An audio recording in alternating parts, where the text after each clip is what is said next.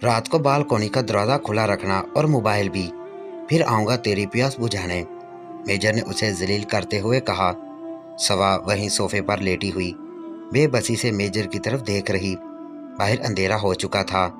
Major balcony से अपने flat में चला गया। क्यों छोड़ गया है वैसे मुझे? समझता क्या है ये कमीना खुद को? मुझे रंडी बना दिया हुआ है कि जब दिल करे मुझे इस तरह गर्म कर दे और फिर बीच में छोड़ दे। क्या करूं? आग थोड़ी देर के लिए ठंडी हो गई तो जिस्म भी ठंडा पड़ गया। लंबे लंबे सांस लेती हुई वहीं लेट गई। पूरे जिस्म की जान निकल चुकी हुई थी।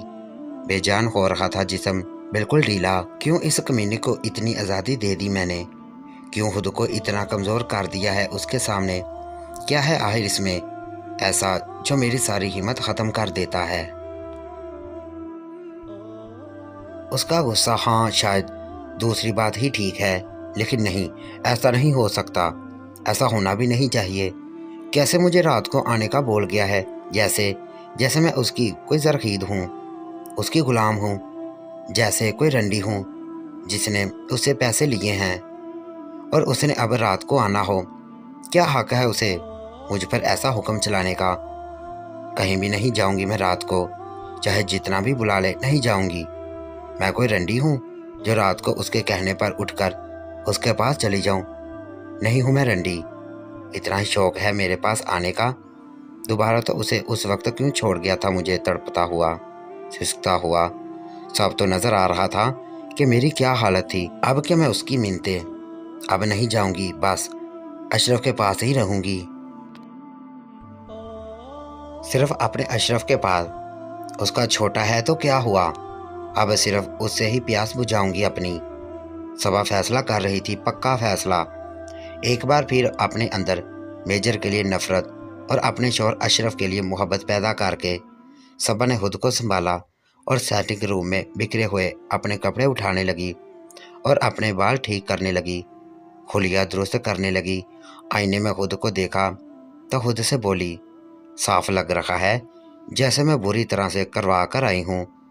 आज भी, हालांकि आज तो उसने मुझे किया भी नहीं है। कमीना अधूरा ही छोड़ गया है। जानवर है पूरा, किसी के जज्बात का कोई एहसास नहीं है उस कमीने को। बड़ा गरूर है ना उसे अपने पर।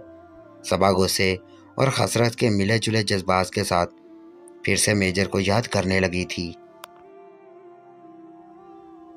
बिना किसी इरादे के हुलिया ठीक करके बाहर आई, फ्रिज से पानी निकाल कर पिया और फिर सेटिंग रूम का हुलिया ठीक करने लगी।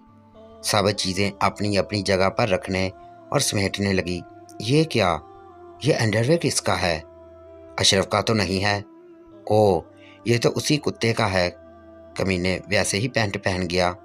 सबा ने मेजर के उतरे हुए अंडरवेयर को उठा लिया, उसे देखने लगी। कितना गंदा हो रहा है, पता नहीं धोता क्यों नहीं है। अंडरवेयर को देखा तो उस पर पीले पीले निशान भी नजर आ रहे थे, शायद मेजर के पसीने के।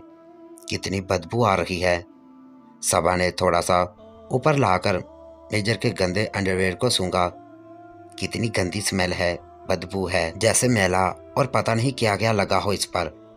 डस्टबिन में फेंक देती हूँ इसे, इस कमीने के गंदे अंडरवेयर को। सबा डस्टबिन की तरफ बढ़ी, फेंकने ही लगी थी कि ख्याल आया, अगर इस कमीने ने वापस मांग लिया तो कहाँ से दूंगी? उस जलील आदमी से कुछ भी उम्मीद की जा सकती है। फिर क्या करूं? हाँ, इसकी बालकोनी में फेंक देती हूँ, ये ठीक है। बाहर बालकोनी में गई, हवा चल रही थी। नहीं, अगर फेंकती हूँ और हवा से नीचे चला गया तो फिर से वही मुसीबत हो जाएगी, फिर से मेरे सर हो जाएगा। वो अपनी गंदी हरकतें लेकर वो वापस आ गई। क्या करूँ अब इसका? बेडरूम में आई, हाथ में वही गंदा अंडरवेयर पकड़े हुए। उसके फ्लैट पर जाकर दे आती हूँ, लेकिन अब तो अशरफ किसी भी वक्त आ सकता है। कहाँ छुपाऊँ उसे जहाँ अशरफ की नज़र ना पड़े इस पर?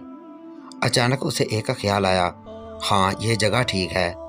वो जल्दी से अपनी कपड़ों की अलमारी की तरफ बढ़ी, एक दराज खोला, उसमें सिर्फ और सिर्फ सबा के अंडरगारमेंट थे।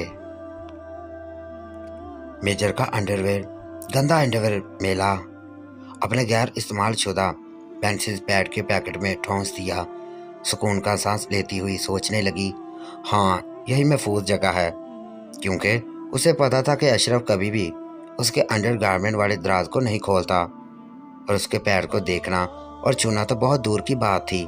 बाहर सेटिंग रूम में आई तो देखा काफ़ी वक्त हो चुका है और अशरफ अभी तक नहीं आया। उसे फिक्र होने लगी।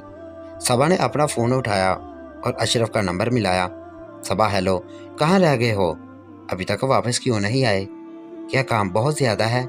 अशरफ, नहीं, बस पहुँच रहा हूँ 5 मिनट में, अशरफ ने जवाब दिया। थोड़ी देर में बेल हुई। जल्दी से सबा दरवाजे की तरफ भागी। गेट खोला तो अशरफ ही था। सर झुकाए हुए अंदर आया। उसका चेहरा अभी भी परेशान लग रहा था। गुस्सा और शर्म की कैफियत उसके चेहरे पर साफ नजर आ रही थी। उसी परेशानी और शर्मिंदगी की वजह से तो वो जल्दी जल्दी घर से निकल गया था। हिम्मत नहीं कर पा रहा था सबा के सामने बैठने की। हालांकि उसका बिल्कुल भी दिल नहीं कर रहा था ड्यूटी पर जाने को, लेकिन घर बैठकर वो खुद को और भी शर्मसार ही महसूस करता।